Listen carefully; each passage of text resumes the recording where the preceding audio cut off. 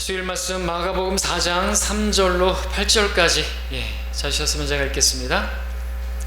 경청하라. 보라, 씨 뿌리는 자가 뿌리러 나가서 씨를 뿌렸는데 어떤 씨는 길가에 떨어지니 공중에 새들이 와서 먹어버렸고, 또 어떤 씨는 흙이 많지 않은 돌밭에 떨어지니 흙이 깊지 아니하므로 즉시 싹이 나오나 해가 솟아오르자 시들었으며 뿌리가 없으므로 말라버렸고, 또 어떤 씨는 가시떨기 사이에 떨어지니 그 가시떨기가 자라서 기운을 막음으로 열매를 맺지 못하였느니라. 또 어떤 씨는 좋은 땅에 떨어지니 자라고 번성하여 열매를 맺되 어떤 것은 30배로, 어떤 것은 60배로, 또 어떤 것은 100배로 맺었느니라 하시니라 했습니다. 자, 오늘 말씀 제목은 여러분은 어떤 밭입니까? 라는 제목이 되겠습니다. 여러분 어떤 밭이십니까? 자, 오늘 말씀은 우리가 주일 오전에 봤던 씨 뿌리는 자의 비유의 말씀이죠. 자, 이 말씀을 또 본다고 해서, 그러나 같은 본문 아니죠. 오늘은 마가복음으로 보는 것입니다. 그리고 특별히 밭에 관해서 오늘 보고자 합니다. 자, 동일한 말씀이지만 우리가 아까 찬양 불렀던 것처럼 우리가 오래전 옛날 말씀이라도, 여러분들이 예전에 들었던 말씀이라 할지라도, 몇 번을 들었다 할지라도 누가 말하기를 이 씨 뿌리는 자의 비유는 1년에 몇 번, 3번, 최소한 3번은 해야 된다고 할 정도라고 말씀을 했는데, 거기에 비하면 저는 너무나 거의 많이 안 했겠죠. 자, 성도에게 있어서 가장 중요한 일이 뭐라고 생각하십니까? 성도에게 있어서 가장 중요한 것은 하나님 말씀을 받는 그 일입니다. 그 말씀을 받는 일이 가장 중요하다고 말씀드릴 수가 있습니다. 그러니까 오늘 말씀은 이 씨 뿌리는 자의 비유는 정말 중요한 말씀이 되겠죠. 말씀을 잘 받기만 하면요, 저절로 열매를 맺습니다. 무엇보다도 어떤 열매가 맺혀집니까? 성령의 열매가 맺혀지죠. 사랑과 기쁨과 화평과 오래 참음과 친절과 선함과 믿음과 온유와 절제, 이것은 성령의 열매고요, 이것은 예수 그리스도의 성품이죠. 그러니까 우리가 하나님의 말씀을 잘 마음에 심기만 하면 하나님께서는 성령을 통해서 우리로 하여금 성령의 열매를 맺게 하시는데, 그리스도를 닮아가게 하시는 것입니다. 그리스도가 나타나게 하시는 것이죠. 그리스도의 생명이 드러나게 만들어 주시는 것입니다.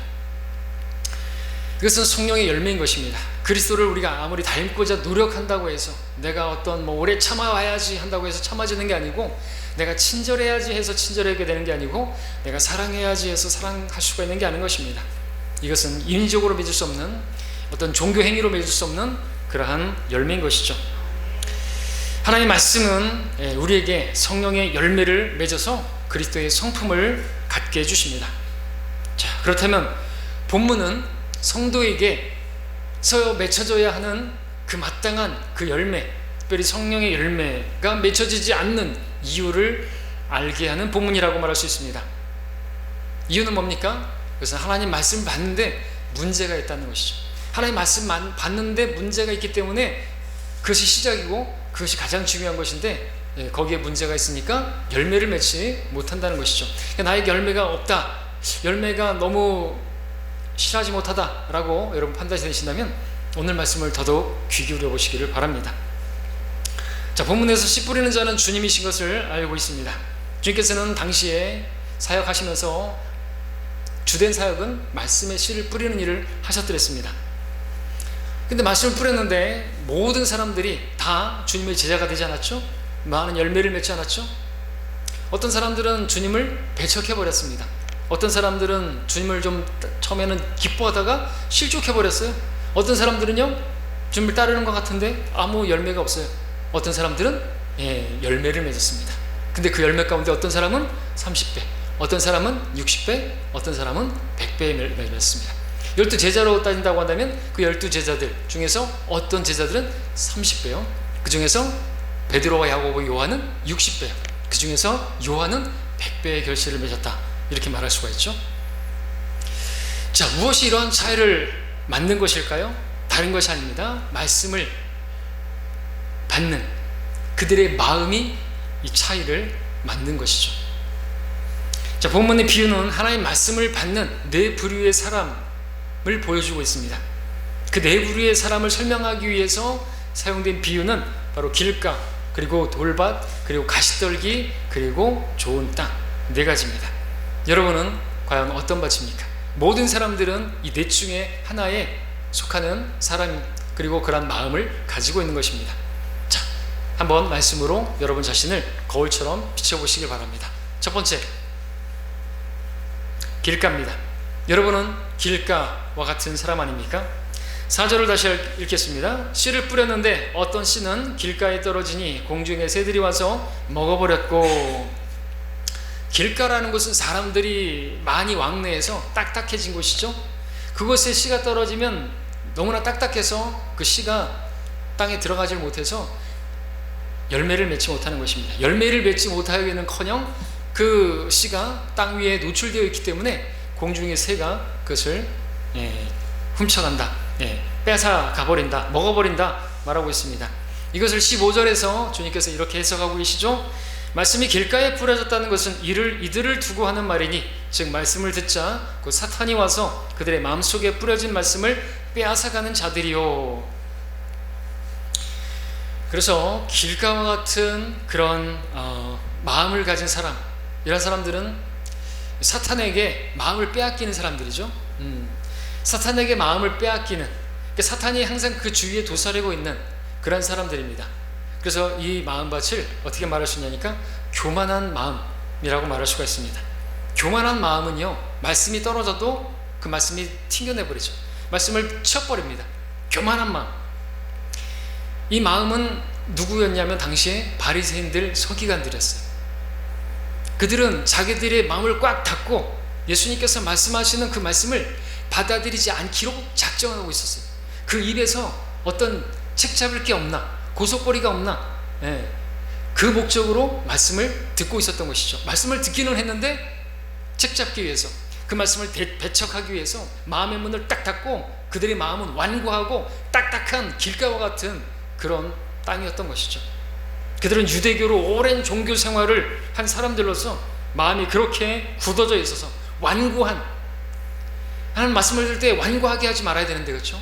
완악하게 하지 말아야 되는데 그들은 삐딱한 마음으로 그렇게 사탄에게 사로잡힌 그런 마음이었던 것이죠.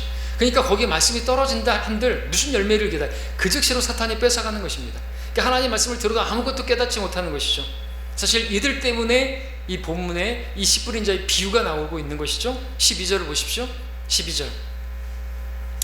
이는 그들이 보기는 보아도 알지 못하며 듣기는 들어도 깨닫지 못하게 하여 어느 때라도 회심하지 못하고 그들의 죄들이 용서받지도 못하게 하려 함이라. 마태복음 13장에서도 이 씨 뿌리는 자의 비유가 나오는데 바로 바리새인들, 서기관들, 그들의 완악함 때문에 바로 이 말씀이 나오는 것이죠. 그러니까 이 길가와 같은 이 마음밭, 이 사람은 누굽니까? 바리새인들, 서기관들, 그들이라고 할 수 있습니다. 그들은 누가복음에 따르면 구원받지도 못했다 그랬죠? 이 말씀에 따르면 그들이 회심하지도 못하고 죄들을 용서받지도 못하는 거. 왜? 말씀이 들어가질 않는 것인데요. 많은 사람들 우리가 보잖아요. 길거리에서 우리가 복음을 증거하고 그러면 다 튕겨내버리죠. 그리고 오히려 욕하고 그런 사람들은 마귀가 그렇게 관장하고 있는 교만한 마음이라서 그래요. 교만한 자식들을 다스리는 왕이라 그랬잖아요. 욥기에서. 마음의 교만 때문에 그들은 그 말씀이 들어갈 틈이 없는 것입니다. 자, 이것을 우리에게 영적으로 한번 적용해 보시겠습니다. 혹시 이 밭이 나에게도 적용될 수 있는데 나는 이런 사람이 아닌가? 자, 사탄은 하나님의 말씀이 뿌려질 때, 특별히 설교 시간에 적용해 본다면 오늘 이 말씀이 여러분의 마음에도 심겨지지 못하도록 여러분의 마음을 어떻게 할까요? 교만하게 만들 수가 있어요. 교만하게. 여러분이 하나님의 말씀을 들을 때, 설교를 들을 때 여러분이 교만한 마음이 되게 되면요, 아무것도 깨닫지 못합니다. 어떤 유익도 얻지 못합니다. 그리고 어떻게 하는 줄 아십니까? 그 말씀을 판단하죠. 그리고 설교를 들을 때 책 잡으려고 고소할 거리가 없나? 그러고 있는 거죠. 판단하는 것입니다. 비판의 영에 사로잡혀서 아니 설교 왜 저렇게 하지? 왜 말투가 저렇지?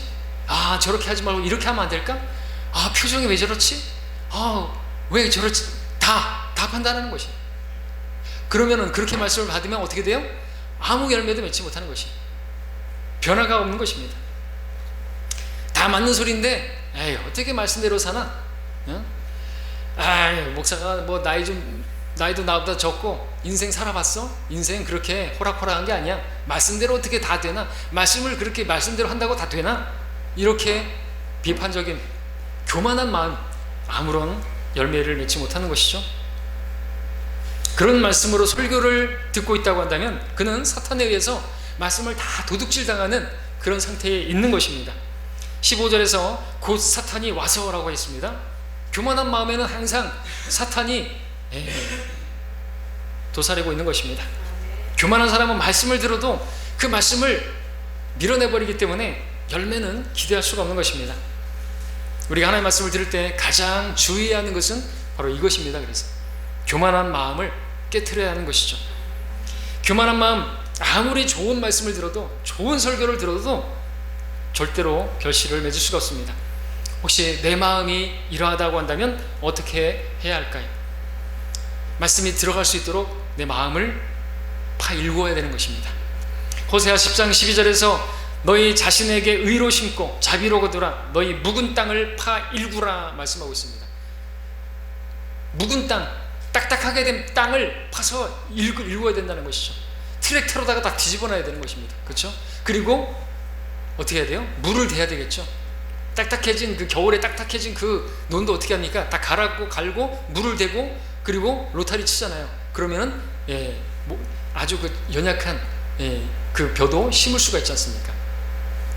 우리 마음이 교만으로 딱딱해져 있다고 한다면 우리는 반드시 마음을 개간해야 되는 것입니다. 그래서 교만한 마음을 겸손한 마음으로 바꿔야만 하는 것이죠. 겸손한 마음을 갖기 위해서 무엇이 필요합니까? 우리는 그리스도 예수의 생각을 가져야 하는 것이죠. 생각의 겸손을 가져야 되는 것입니다. 그리고 또 그리스도의 말씀이 우리 안에 풍성히 거하게 하되, 아까 논에 물을 대듯이 그리스도의 말씀을 풍성히 거하게 하면, 그죠?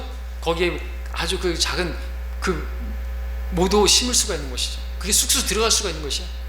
뿌리를 쫙 내릴 수 있어요. 아주 연약한 것도 쫙 내려가요. 그리스도의 말씀을 풍성히 그렇게 섭취해야 되는 것이죠.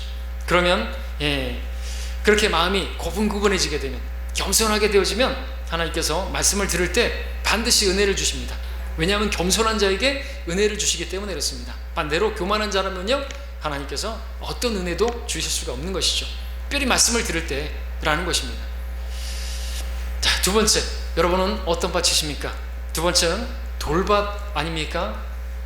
5절 6절을 다시 한번 보면, 또 어떤 씨는 흙이 많지 않은 돌밭에 떨어지니 흙이 깊지 아니하므로 즉시 싹이 나오나 해가 솟아오르자 시들었으며 뿌리가 없으므로 말라버렸고. 돌밭은 흙이 얕은 밭입니다. 그리고 돌밭은 싹이 빨리 나오는 밭입니다. 흙 속에 있던 돌이 낮에는 뜨거운 햇볕을 받아서 쉽게 식지 않아 가지고 그 돌에서 나온 열기 때문에 싹은 일찍 나옵니다. 그런데 그 돌의 온기 때문에 또 떠오르는 태양의 그 열기에 의해서 그 닿은 뿌리가 그 돌의 열기로 인해서 그냥 시들어버리는 그런 밭입니다. 이런 밭에서 난 싹은 뿌리가 내려지지 못했기 때문에, 또 그 돌에 뿌리가 닿아 있기 때문에 금방 말라 죽어버린다는 것이죠. 식물이 자라는 데 있어서 햇볕은 매우 중요한 것입니다. 그런데 뿌리가 깊지 않다거나 돌이 그 뿌리에 닿아 있다면, 뿌리가 돌에 닿아 있다고 한다면 그 햇볕이 바로 그 싹을 죽여버리고 마는 것이죠. 무엇을 말씀하려고 하는 것입니까? 주님의 해석을 들어보겠습니다. 16절 17절. 또 이와 같이 말씀이 돌밭에 뿌려졌다는 것은 이들을 두고 하는 말이니 그 말씀을 듣고 즉시 기쁨으로 받으나 그들 안에 뿌리가 없으므로 잠시 동안만 견디다가 후에 그 말씀으로 인하여 고난이나 박해가 오면 곧 실족하는 자들이요 그랬습니다. 자, 이 말씀에 따르면 그러면 이 햇빛은 무엇에 해당합니까? 고난 그리고 박해에 해당하는 것이죠. 마음이 돌밭 같은 사람은 특징이 말씀을 처음 받을 때는 막 기뻐합니다. 그리고 구원의 말씀, 그죠? 복음의 말씀을 들을 때는 당연히 복된 말씀이니까 기뻐하겠죠.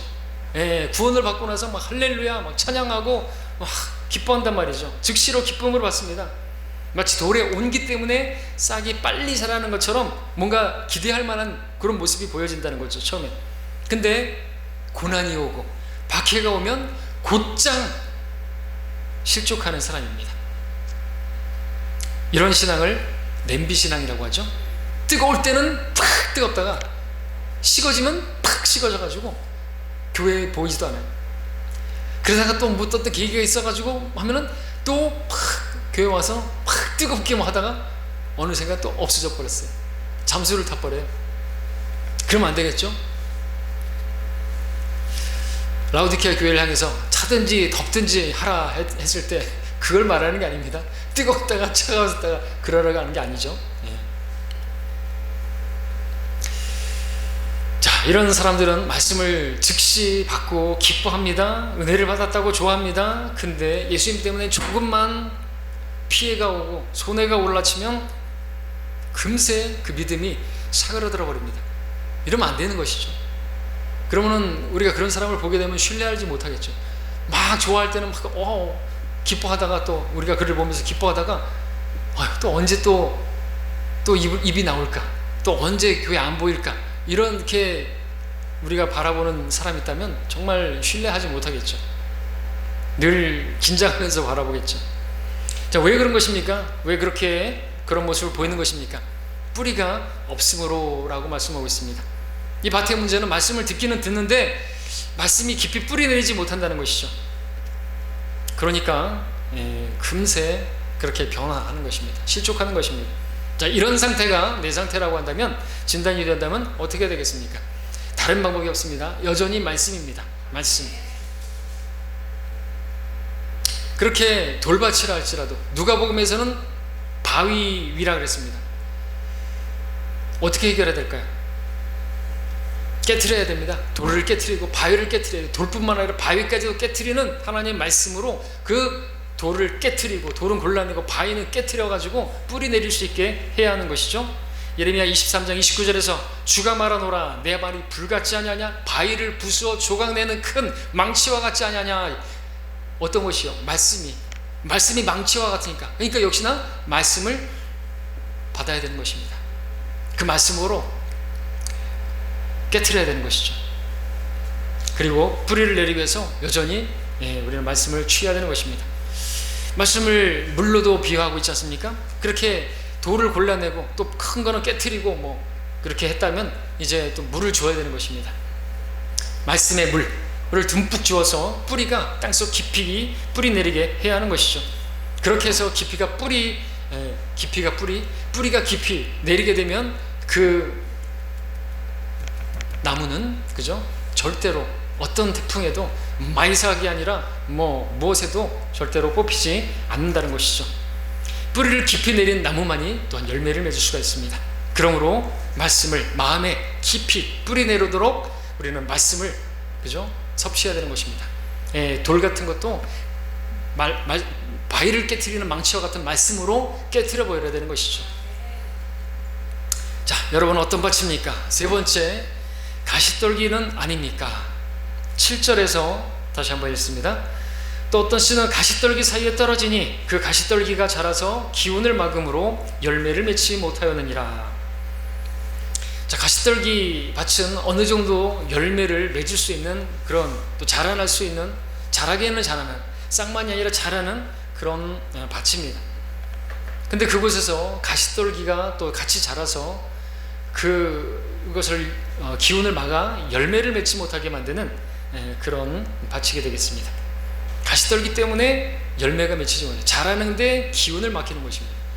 여러분들 실제로 그 작물이 제대로 열매를 맺지 못하고 제대로 다 자라지 못하는데 주변의 어떤 환경 때문에, 가시떨기도 그렇겠지만 여러분들 뭐가 있습니까? 주변에 바로 옆에 기차가 자주 지나간다든지, 그죠? 기차가 자주 지나간다든지, 또는 전선이 막 그 고압볼트가 낮게 많이 지나간다든지, 또는 가로등이 밤에도 계속 켜져 있다든지, 그런 데는요 밭의 작물이 실하지가 않습니다. 그리고 시들시들하게 별로 크게 자라지를 못한다 그러죠. 그런 요인들이 작물이 자라고 열매를 맺는데 방해하는, 기운을 막는 그런 역할을 한다라는 것입니다. 자, 그러면 이 방해 요소는 무엇인가 한번 볼까요? 18절 19절입니다. 주님께서 해석해 주셨습니다. 또 가시떨기 사이에 뿌려졌다는 것은 이들을 두고 하는 말이니 말씀을 듣기는 하나 이 세상 염려들과 재물의 속임수와 다른 일들에 대한 욕심이 들어와 말씀을 억눌러 열매를 맺지 못하는 자들이요. 말씀을 들었습니다. 그리고 어느 정도 자라기도 했습니다. 열매를 기대할 만했습니다. 그런데 열매가 없습니다. 이유가 무엇입니까? 이 사람 안에는 성장을 방해하는, 열매 맺는 것을 방해하는 이생의 일들이 있었던 것이죠. 이생에 대한 염려 그 자체는 주일에도 말씀드렸지만 아무 열매도 맺히지 못했죠. 염려를 통해서 어떤 결과가 이루어지고 그런다면 우리나라에도 염려부 장관을 만들어야 되고, 염려부서를 만들고 염려부 장관을 만들어 가지고 그렇게 열심히 염려하도록 해야 될 것이에요. 그렇죠? 근데 그런 거, 염려는 아무 열매도 맺지 못하는 거죠. 그러니까 이 생의 염려 때문에 이 가시떨기밭은 아무 열매도 맺지 못하는 거예요. 그렇잖아요. 염려를 하면 열매가 맺혀진다. 그러면은 뭐 우리는 하겠습니다. 근데 10시간, 20시간 염려해도 이것은 마치 회전의자 위에 앉아서 계속해서 흔들어대는 거나 마찬가지. 1m도 전진을 못한다는 것이죠. 전혀 열매가 맺혀지지 못한다는 것입니다. 아무런 열매도 없어요. 그런 일을 왜 하겠습니까? 성경은 그래서 그 염려를 맡기라고 말씀하고 계시죠. 맡기면 놀라운 일을 벌어지는 것입니다. 그게 믿음이죠. 그것을 우리에게 원하시는 거 아닙니까? 뭘 믿는 거예요? 주의 말씀을 믿는 것이지 않습니까? 자, 이 사람은 말씀에 대한 사모함도 있고 열정도 있고, 그런데 세상의 어떤 그런 염려를 이기지 못해서 재물에 대한 또 욕심 때문에, 재물에 대한 욕심, 그것 때문에 열매를 맺지 못하는 사람입니다. 이 사람은 우리가 이번 주일 오후에 봤던 부자 청년과 같은 사람이죠. 그도 예수님 앞에 나왔습니다. 내가 영생을 얻으려면 어떤 선한 일을 해야 됩니까? 라고 물을 정도로 그는 영생을 얻고 싶은 그런 영생에 대한 갈망하는 그런 마음이 있었습니다. 그러나 그는 재물의 많음으로 인해서 결국 슬퍼하고 돌아가 버리고 말았습니다. 아무런 열매를 맺지 못했습니다. 그는 많은 재물을 소유하고 있었지만 사실 그는 재물이 그의 것이 아니고 그가 재물의 노예가 되었던 것이죠. 그가 재물의 주인이 아니에요. 재물이 그의 주인이 된 것이에요. 그는 재물의 종이 된 것입니다. 그래서 주님께서 말씀하셨죠. 아무도 두 주인을 섬길 수 없나니 이는 그가 한쪽을 미워하고 다른 쪽을 사랑하거나 한쪽을 존중하고 다른 쪽을 업신여기기 때문이라. 너희가 하나님과 재물을 동시에 섬길 수 없느니라 말씀하고 계시는 것입니다.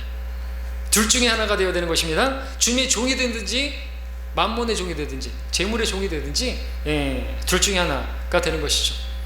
이생의 염려, 재물의 속임수, 다른 일들에 대한 욕심, 이것은 세상에 있는 것들입니다. 세상에 있는 것들은 육신의 정욕, 안목의 정욕, 생의 자랑, 이 세 가지죠. 여기에 맞춰 떨어지는 것입니다.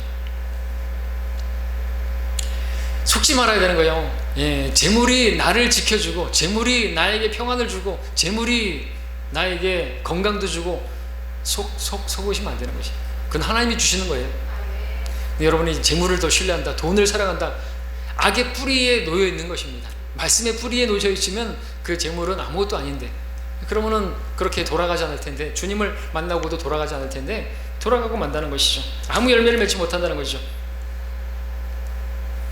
자, 성경은 이 문제에 대해서 어떻게 하라고 말씀하고 있습니까? 이 세상에 대해서, 이 세상에 있는 것들에 대해서 우리는 십자가에 못 박으라고, 죽은 것으로 반응하지 말라고, 거기에 대해서 조금도 어떤 탐하거나 하지 말라고, 아예 십자가에 우리를 못 박았고 못 박은 것으로 여기라고 말씀하고 있습니다. 우리는 못 박혀 있습니다. 이게 실제입니다. 그렇게 여기는 것이 우리의 믿음입니다. 그러면은 실족하지 않을 수 있고, 그러면은 열매를 맺을 수가 있는 것입니다. 십자가에 못 박히라. 근데 너무 무서운 말 같죠. 죽으라는 것이에요. 세상에 대해서 반응하지 말라는 것입니다. 정말 이런 말씀을 들으면 불같은 말씀이 아닐 수가 없습니다. 그럼에도 그리스도인들은 이 말씀으로, 그런 말씀으로, 십자가에 못 박히라는 말씀으로 열매 맺지 못하게 하는 그런 가시떨기들을, 그런 염려들을 다 불태워버려야 되는 것이죠. 아까 읽었던 말씀, 예레미야 23장 29절, 내 말이 불같이 아니하냐. 하나님 말씀에 그 불같은 말씀이라 할지라도 아멘하고 받아들이고 십자가에 나를 못 박히고 나를 죽음에 넘기면 세상에 나에 대해 아무것도 유익을 취하지 못하는 것입니다. 마귀가 세상을 통해서 나로 하여금 염려하게 만들고, 나를 속여서 하나님을 신뢰하는 데서 멀어지게 하고 계속 염려만 하게 만들어서 아무 열매 맺지도 못하게 하는 그런 일은 하지 못하게 된다는 것이죠. 문제는 순종입니다. 말씀을 믿음으로 순종하는 것입니다. 염려도 그렇죠. 우리가 염려하지 말아야 된다는 걸 알죠. 그런데 그 말씀대로 하는 게 순종인 거잖아요. 그렇죠? 모르는 게 아니잖아요. 아무것도 염려하지 말고 다만 기도로 구하는 것들을 감사함으로 알려지게 하라. 그죠? 맡기는 게 믿음입니다. 믿는 건 우리가 주신 말씀이고요. 그리하면 그 뒤에는 다 하나님의 약속인데 그리 안 하니까 문제죠. 맡기지 않으니까 아무 열매도 맺지 못하죠. 그러나 말씀을 믿지 않으면 어떤 열매도 맺혀지지 않는 것입니다. 믿지 않는 것은, 맡기지 않는 것은 가시떨기 때문에 그렇습니다.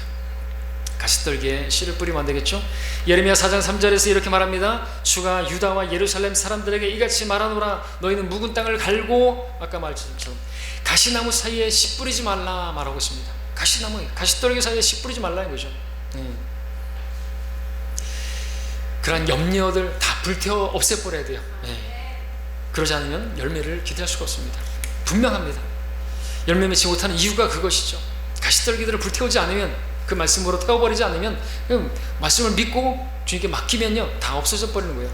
그게 십자가입니다. 그게. 자, 네 번째, 여러분은 어떤 밭입니까? 마지막으로 좋은 밭이십니까? 좋은 땅이십니까? 8절, 또 어떤 씨는 좋은 땅에 떨어지니 자라고 번성하여 열매를 맺되 어떤 것은 30배로, 어떤 것은 60배로, 또 어떤 것은 100배로 맺었느니라. 이 밭은 땅에 씨가 뿌려지면 잘 곧바로 자라나서 심었으니까 그대로 거두게 되는 것이에요. 심은 대로 거두게 되는 것입니다. 이 밭은 앞에서 살펴본 세 종류의 밭과는 차원이 다릅니다. 길가 밭처럼 굳어있지 않고 돌밭이 아니라서 흙도 깊고 가시덤불도 없어서 성장을 방해하는 것이 전혀 없습니다. 말씀에 대한 장애물들이 다 제거된 상태라서 그냥 뿌려지면 그냥 열매를 맺는 것이에요. 자, 이 밭은 어떤 밭일까요? 무엇에 말할 수 있을까요? 자, 이 씨는 하나님 말씀이죠. 이 씨는 하나님의 말씀이라고 말하고 있습니다. 그거예요. 이 씨가 하나님 말씀이라고 믿으면 그 밭은 좋은 밭이 되는 것입니다. 그렇죠?